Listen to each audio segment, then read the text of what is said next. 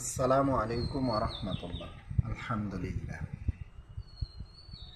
ইয়ামুল জুমাবারে আসরের পূর্বে কিছু ফজিলত রয়েছে, সেটা যদি আপনারা জানতে চান তাহলে হয়তোবা আমি আপনাদের সামনে উপস্থাপনা করতে পারি।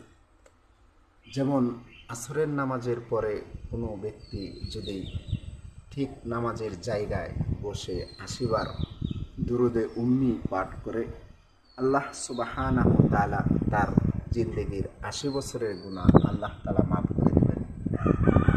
সেটা কি জানতে হলে সম্পূর্ণ ভিডিও দেখতে হবে। সেটা হচ্ছে আল্লাহুম্মা সাল্লি আলা মুহাম্মাদিনিন নাবিয়্যিল উম্মি ওয়া আলা আলিহি ওয়া সাল্লিম তাসলিমা। আপনারা সবাই এই দরুদে উম্মি পাঠ করবেন, তাহলে আল্লাহ তাআলা আপনাদের জিন্দেগির ৮০ বছরের গুনাহ মাফ করে দিবেন। কিন্তু শর্ত হচ্ছে ঠিক জায়নামাজে বসে ঠিক কিবলামুখী হয়ে ৮০ বার পড়তে হবে। আল্লাহুম্মা সাল্লি আলা মুহাম্মাদিনিন নাবিয়্যিল উম্মি ওয়া আলা আলিহি ওয়া সাল্লিম তাসলিমা। ভালো থাকবেন, সুস্থ থাকবেন, আমার জন্য দোয়া করবেন।